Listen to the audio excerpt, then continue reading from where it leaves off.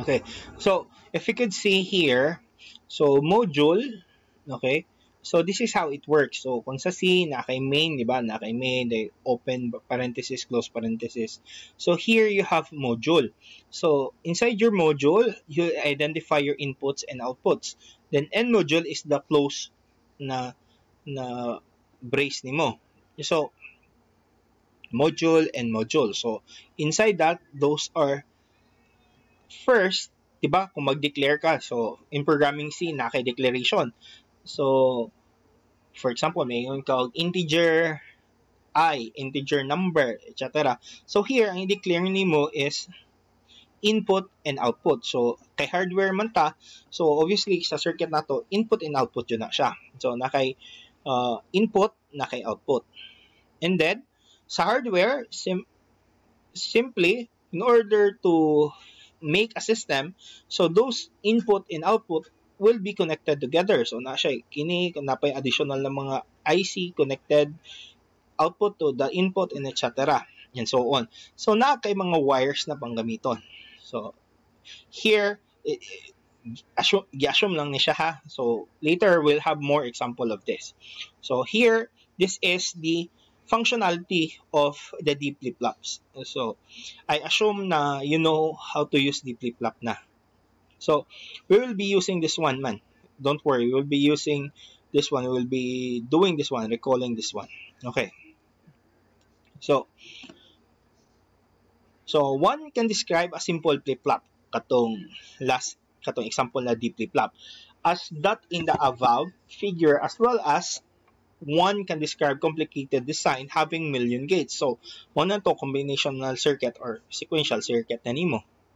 So, Verilog is one of the HDL language available in the industry in designing the hardware. Verilog allows us to design digital design at a behavioral level, register transfer level, and the gate level and the switch level. So, kinitanan, behavioral, RTL, gate level, switch level, we will be discussing that one. So, top down and the bottoms up. So, pan-discuss na nato. So, don't worry, we'll discuss everything.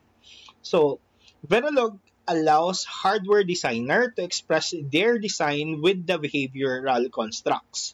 Kini, usap po na sa part sa topic nato. So, deterring the details of implementation to a later stage of design in the final design.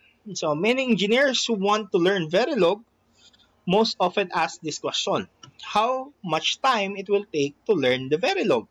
Well, my answer is it may not take more than 1 week. Okay, if you happen to know at least one programming language. So I think you can do this one since you already have background in C. In this Verilog is based on C. Okay? So, I assume. So, dali raman siya. Ma-picture out lang nimo. So, mura na siya C na programming. Ang mga syntax lang niya, ang mga words lang niya, ang different. But the algorithm, like for example, if-else statement, conditional statement, pareha lang. And other part, pare-parehas lang yun siya. Okay? So, next. So, unsa tong katong mga ginihagi pang storya na to. Design style. So, Verilog, like any other hardware description language, permits the designer to design in bottom-up or bottom-down or top-down methodology. So, what is a bottom-up design? So, bottom-up design is a traditional method of electronic design. It is a bottom-up. Each design is performed at the gate level. So, start siya sa gate level.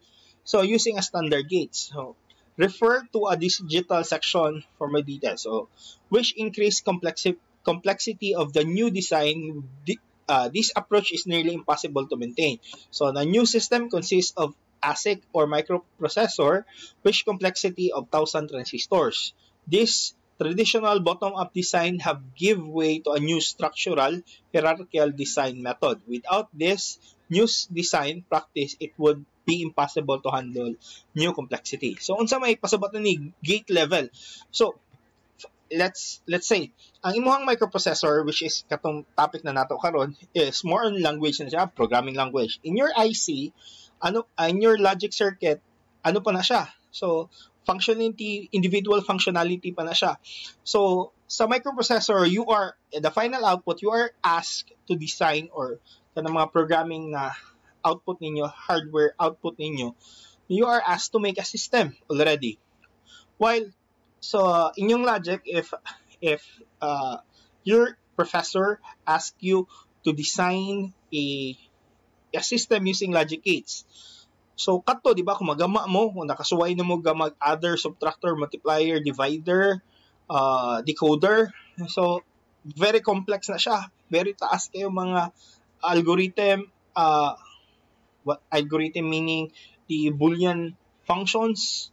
So medyo pag tapot-tapot niya, complex na kayo ang imong circuit. So hago siya kayo, lisod siya kayo.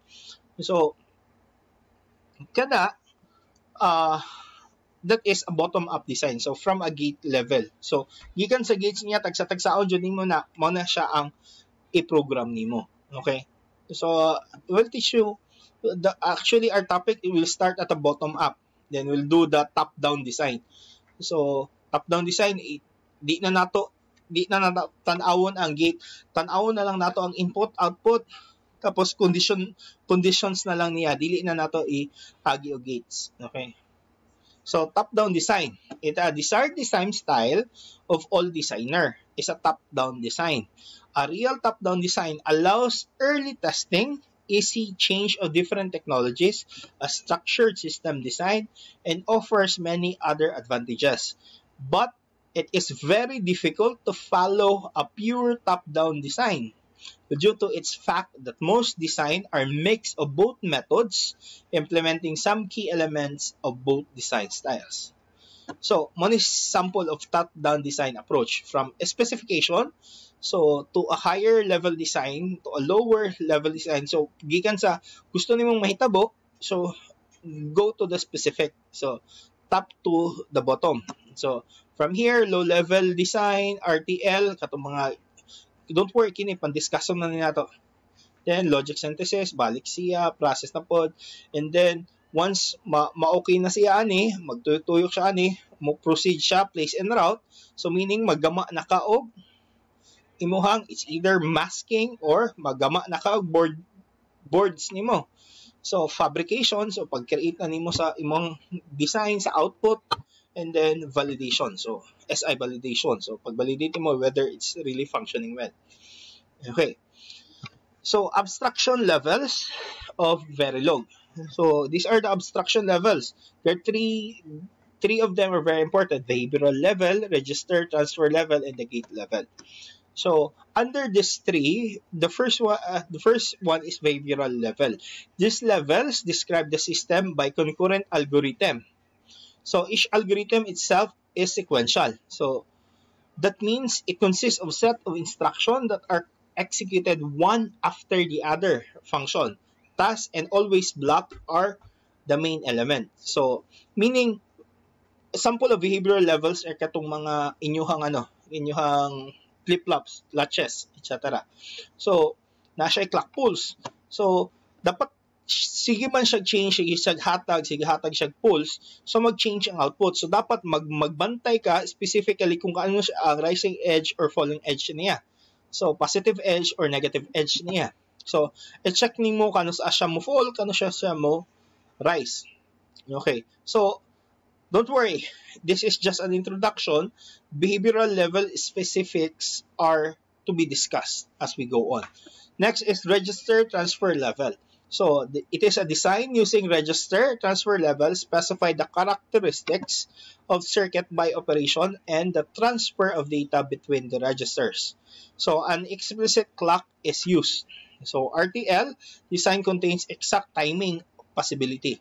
So, operations are scheduled to occur at a certain times. So, modern definition of RTL code is any code that synthesizes is called RTL code. So, gate level, so, muna siya. So, katong we'll discuss on or not inverters, kana siya. So, that is the topic on the gate level within the logic levels. Okay? So, man na siya. So, this system described by logical links their timing properties. So, kini discussion dyan ato ang each part sa ato ang gates. Pagsud niya, input siya, unsa may ungate man siya. So, unsa may output dapat kung 1-1, kung ungate, dapat high. So, i-apply mo na siya sa code. Okay? So, pag-describe nimo. Okay? So, basically, that's the introduction of hardware description language and the Verilog and some parts of what is the important parts of the Verilog. And hopefully, guys, you've already installed the simulator that I've asked you. So hopefully you've installed that one. And I think I need to add more. So I think I need to add more when we do. Don't worry, I will try to will try to simulate. I will try to record my screen also when I install my Verilog, because I will also ask you to add the GTK wave. So kindly check the video if there is a GTK wave installed, because that's where we will simulate our atong wave signal or the discrete signal of our output. Okay? So, see you next meeting, guys. Okay? So, bye-bye.